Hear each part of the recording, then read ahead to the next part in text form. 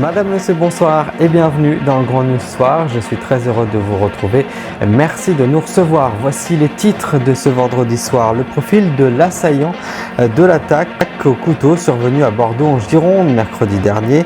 Il s'agissait d'un homme de 25 ans d'origine afghane qui était probablement demandeur d'asile. Il reprochait aux deux personnes qu'il a attaquées au couteau de consommer de l'alcool pendant l'Aïd.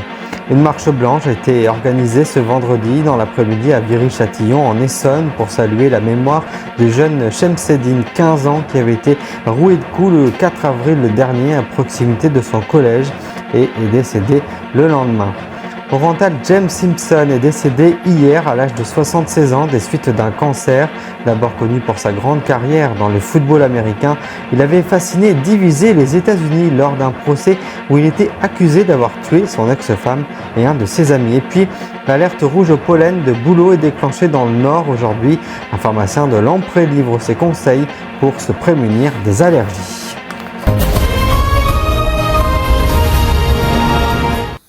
Ce vendredi 12 avril, 36 heures après l'attaque au couteau à Bordeaux en Gironde, le profil de l'assaillant se précise. Son ADN révèle qu'il s'agissait d'un homme de 25 ans d'origine afghane et qu'il était probablement demandeur d'asile selon la procureure de la République de Bordeaux. Mercredi soir, il a poignardé avec un couteau deux hommes d'origine algérienne après leur avoir reproché dans un français approximatif de boire de l'alcool pendant l'Aïd. Reportage signé Laurence Naon ce soir. 36 heures après l'attaque, le profil de l'assaillant de Bordeaux se précise. Son ADN révèle qu'il s'agit d'un homme de 25 ans, d'origine afghane, probablement demandeur d'asile. Mercredi soir, il poignarde avec un couteau deux hommes d'origine algérienne, après leur avoir reproché, dans un français approximatif, de boire de l'alcool pendant l'Aïd. Le mis en cause décrit comme porteur d'un camis et d'un kéfier couvrant son visage, ne laissant voir que ses yeux, frappait dans un premier temps les deux victimes à coups de poing, sortait un couteau à cran d'arrêt et les poignardait tour à tour. La première victime décède, la seconde est grièvement blessée. Même si la piste terroriste est écartée, certains Bordelais traversent désormais ce quartier touristique avec appréhension. C'est la première fois que j'entendais que ça arrivait à Bordeaux. Avant, c'était souvent capitale ou grande ville européenne. Et ouais, affolant. C'est triste, ça me rassure pas. Mais de là à avoir peur, non, je fais ma vie comme d'habitude. Une enquête est ouverte pour meurtre, tentative de meurtre et violence avec arme. Une semaine après la mort de Chemseddine, la ville de Viry-Châtillon dans l'Essonne s'apprête à lui rendre un hommage. Une marche blanche a été organisée notamment cet après-midi dans le quartier où réside encore sa famille. Sa mère, encore en état de choc, ne serait pas présente, mais les habitants souhaitent exprimer leur soutien. Le 4 avril dernier, le collégien a été roué de coups non loin de son établissement scolaire. Malgré l'opération pratiquée en urgence à l'hôpital Necker à Paris, il est décédé le lendemain. Tony Cuny. Une semaine après la mort de Chemseddine, la ville de Viry-Châtillon s'apprête à lui rendre hommage. Une marche blanche est organisée cet après-midi dans le quartier où réside sa famille. Sa mère, encore en état de choc, ne sera pas présente, mais les habitants souhaitent exprimer leur soutien. Pour montrer qu'on est avec les parents, qu'on pense à lui, que c'est pas juste. Ça fait très mal. Malheureusement, si ça avait dû arriver un jour à un de mes enfants, j'aurais aimé que la population me soutienne. Le 4 avril, le collégien était roué de coups non loin de son établissement scolaire. Malgré l'opération pratiquée en urgence à l'hôpital Necker à Paris, il est décédé le lendemain. Dans cette affaire, 4 jeunes hommes ont été mis en examen pour assassinat et placés en détention provisoire. Des échanges de messages entre la victime et une adolescente seraient à l'origine de ce drame. Aujourd'hui encore, pour les habitants, c'est l'incompréhension. Attenter à la vie d'un gamin comme ça de 15 ans, de lui retirer la vie, c'est insupportable, c'est insupportable. Il allait à l'école correctement, il était bien vu de ses amis, il n'était pas connu de la police, il n'était pas fiché. Oui, c'est dramatique. L'émotion suscitée a largement dépassé les frontières de la commune. Nous avons reçu beaucoup de lettres, mais Voilà, et pas seulement de Viry-Châtillon, mais de toute l'Essonne, et de toute la France même. Voilà, beaucoup de témoignages de soutien, parfois des courriers vraiment très touchants. Une cagnotte en ligne a déjà permis de récolter plus de 25 000 € pour aider la famille du jeune homme. La marche blanche, elle, doit commencer à 14h30. Et la marche blanche a donc bien eu lieu cet après-midi. Je vous le disais dans les titres il y a un instant, Orenthal James Simpson, alias O.J. Simpson, était une superstar du football américain. Il est décédé hier à l'âge de 76 ans. Sa vie a basculé en 1994 lorsque son ex-femme Nicole Brown et un de ses amis sont sauvagement assassinés à leur domicile de Los Angeles aux États-Unis. Le sang d'O.J. Simpson est retrouvé sur les lieux du crime et il promet de se rendre à la police. Mais il prend finalement la fuite en voiture devant les caméras de tout le pays. Julien Elion. C'est un nom et un visage qui ont divisé l'Amérique. Orenthal James Simpson, alias O.J. Simpson, une superstar du football américain dont la vie a basculé le 12 juin 1994. Ce jour-là, son ex-femme Nicole Brown et un de ses amis sont sauvagement assassinés à leur domicile de Los Angeles. Le sang d'O.J. Simpson est retrouvé sur les lieux du crime. Il promet de se rendre à la police. Mais quelques jours plus tard, à bord de ce 4x4 blanc, il prend la fuite. La télévision américaine bouscule ses programmes. On a O.J. dans la voiture. Cette course-poursuite est suivie en direct par près de 95 millions d'Américains. Finalement, O.J. Simpson est arrêté. C'est désormais son procès qui va captiver et diviser les États-Unis. La communauté noire est convaincue de son innocence. La population blanche, elle, est persuadée de sa culpabilité. Au cours du procès, le public découvre un homme violent qui battait et terrorisait ses compagnes. Finalement, après 9 mois de procès et de rebondissements, il est acquitté. Le jury déclare que l'accusé O.J. Simpson est non coupable du meurtre de Ronald Goldman et des crimes desquels il est accusé. Devant le palais de justice, la communauté afro-américaine célèbre. La communauté blanche, elle, est abasourdie. Un nouveau coup de théâtre se produit 3 ans plus tard. O.J. Simpson est finalement reconnu responsable de la mort de Nicole Brown et de son compagnon lors d'un procès civil. Mais l'ancien athlète n'en a pas fini avec la justice. Il passera plusieurs années en prison pour un vol à main armée avant d'être libéré en 2017. J'ai fait mon temps, vous savez. Je l'ai fait aussi bien et avec autant de respect que n'importe qui. Je crois au système de jury. J'ai honoré le verdict. Je ne me suis pas plaint en 9 ans. À 76 ans, l'ancienne star du football américain est morte d'un cancer, en homme libre. Des mouchoirs par dizaines et un calvaire incessant qui revient à chaque printemps. Dans le Nord, l'alerte rouge au pollen au bouleau est déclenchée. Éric Terneau, un pharmacien de Lamprey dans le Nord, constate que les allergies sont de plus en plus précoces. Le pharmacien préconise certains antihistaminiques, mais surtout de bonnes pratiques au quotidien. Essayez de prendre une douche pour se rincer parce qu'en fait, les allergènes dans les cheveux notamment vont se déposer au niveau de la literie et donc la nuit sur l'oreiller. C'est pas très pratique, explique-t-il. Reportage et explication signé Carole Barbier.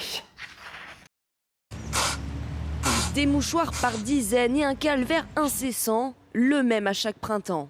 Dans le Nord, l'alerte rouge au pollen de bouleau est déclenchée.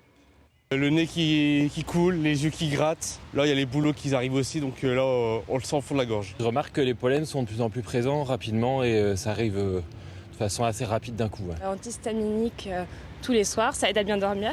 Des allergies plus précoces, c'est ce que constate ce pharmacien de Longpré qui préconise certains antihistaminiques, mais surtout des bonnes pratiques au quotidien.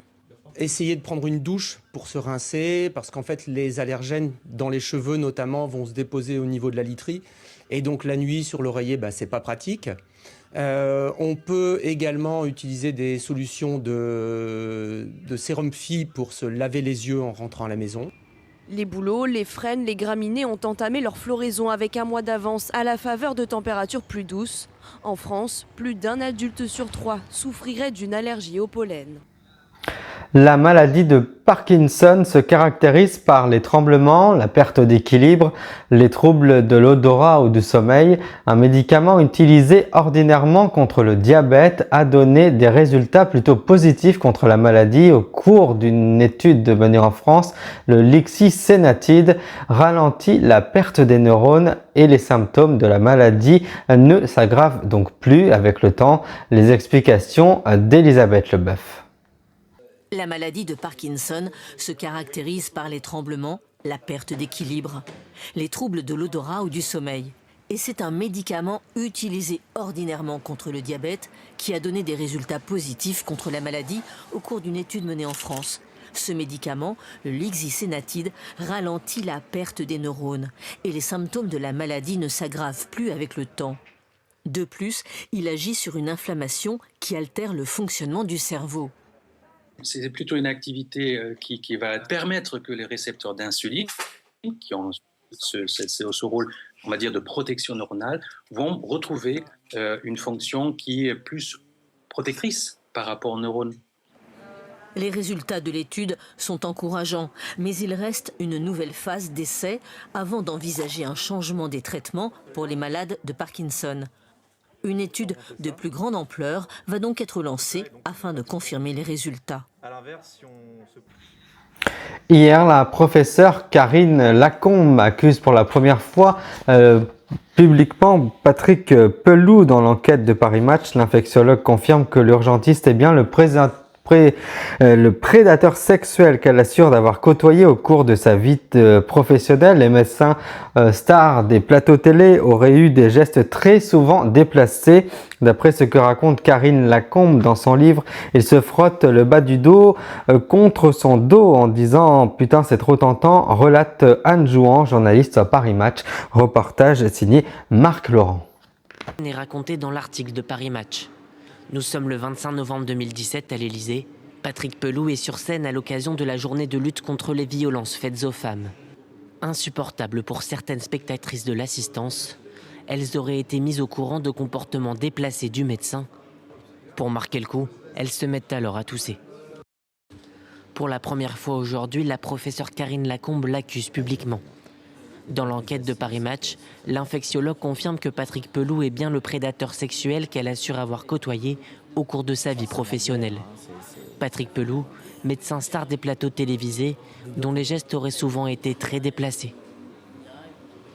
Un jour, Patrick Pelloux arrive, toujours d'après ce que raconte Karine Lacombe dans son livre, et il attrape de dos cette jeune femme. Il se frotte le bas-ventre contre son dos en lui disant « Putain, c'est trop tentant, qu'est-ce qu'il fait chaud ?» Et Karine Lacombe raconte que ce genre de comportement était régulier.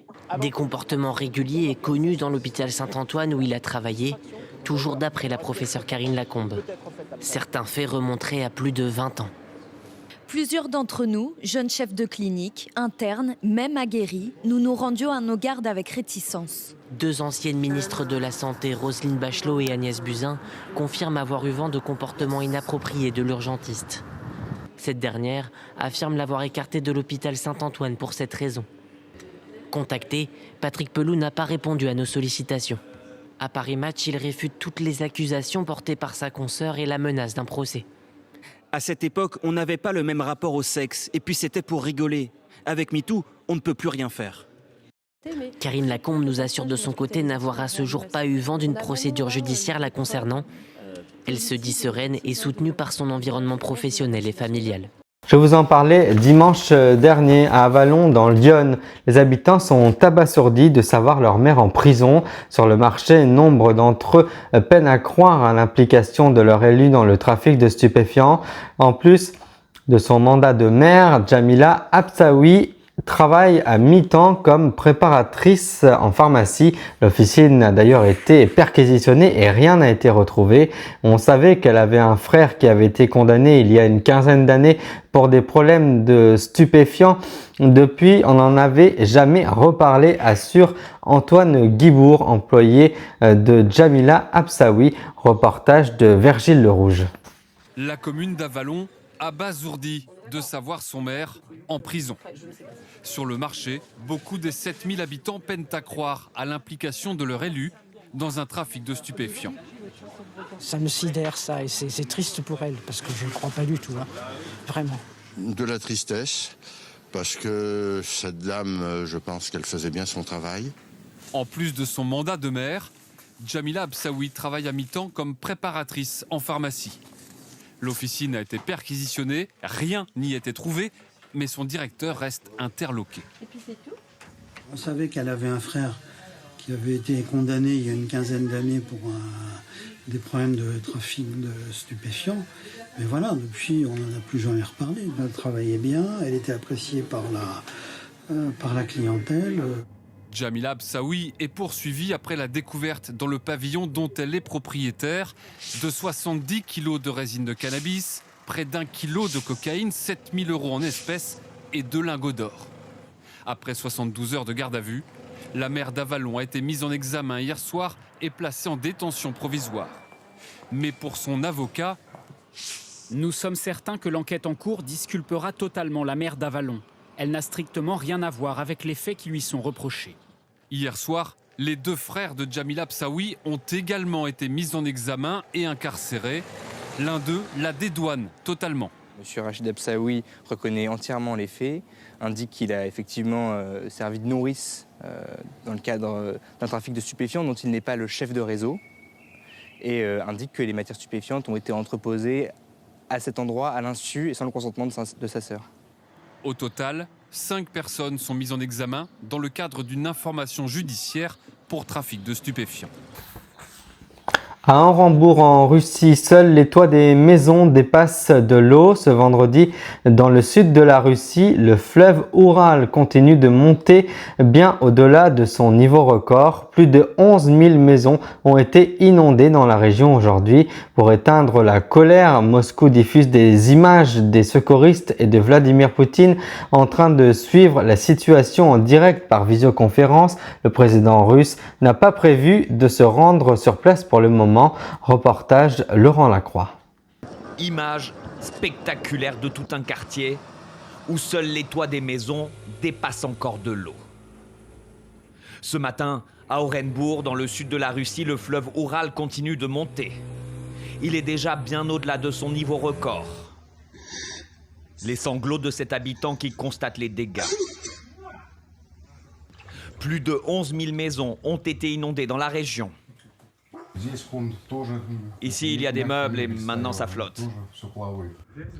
Pour essayer d'éteindre une colère qui monte, Moscou diffuse largement ces images des secouristes et de Vladimir Poutine, suivant la situation par visioconférence, mais le président russe n'a pas prévu de se rendre sur place.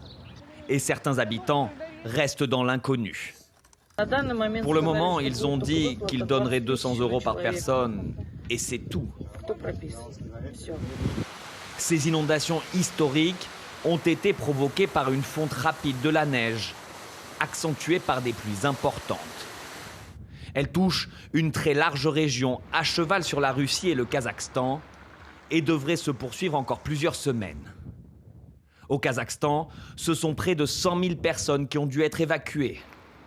Les dégâts y sont considérables, à l'image de ces milliers de bêtes fauchées par la montée des eaux.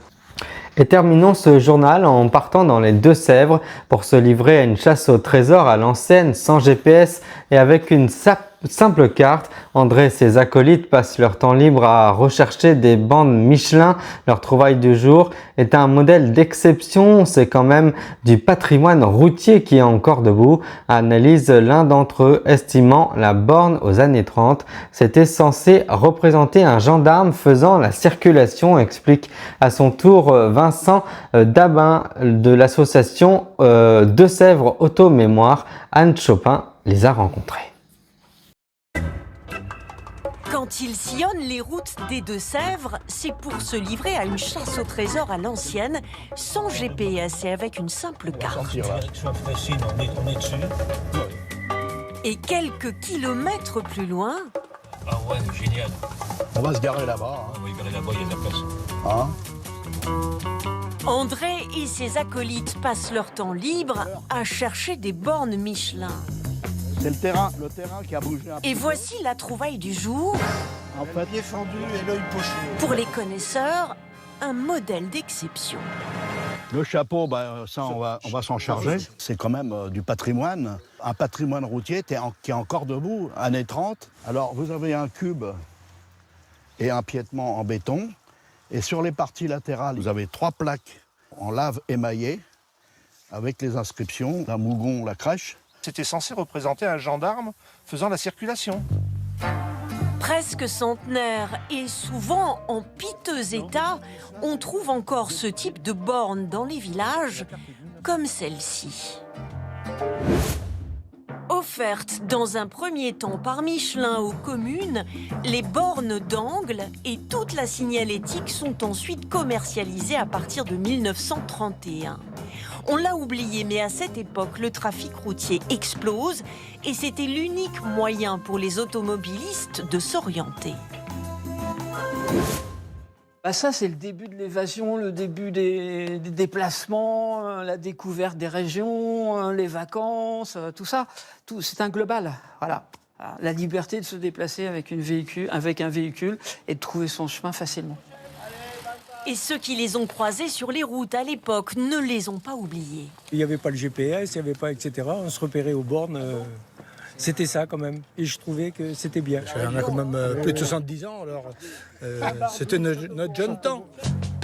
Progressivement remplacés par ces panneaux en métal moins dangereux en cas de collision, les quelques bornes qui ont survécu fascinent ce petit groupe de passionnés. On est des psychopathes, on l'affirme. On l'affirme. Et on l'assume. Aidés par ce maçon, ils les restaurent jusqu'à refabriquer leurs pieds. Ça bouge pas d'un poil, hein. Et leurs chapeaux en béton armé. Avec l'accord des maires, ils les réinstallent à des endroits peu dangereux et les repeignent amoureusement. Ma femme serait peut-être contente si j'en faisais autant sur la façade chez moi. Des irréductibles qui, à l'heure du GPS, contribuent à préserver ce patrimoine routier, évocateur d'un temps que les moins de 50 ans n'ont pas connu. Et avant de refermer ce journal, je vous en rappelle une des principales informations. À Hambourg, en Russie, seuls les toits des maisons dépassent l'eau. Ce vendredi, dans le sud de la Russie, le fleuve Oural, de son nom, continue de monter bien au-delà de son niveau record. Plus de 11 000 maisons ont été inondées. En train de suivre donc la situation par visioconférence, Vladimir Poutine, le président russe, n'a pas prévu de se rendre sur place pour l'instant. C'est la fin de ce journal. Merci de l'avoir suivi. D'ici quelques instants, ce sera la diffusion du Grand News sur YouTube. Je souhaite de passer une très belle soirée.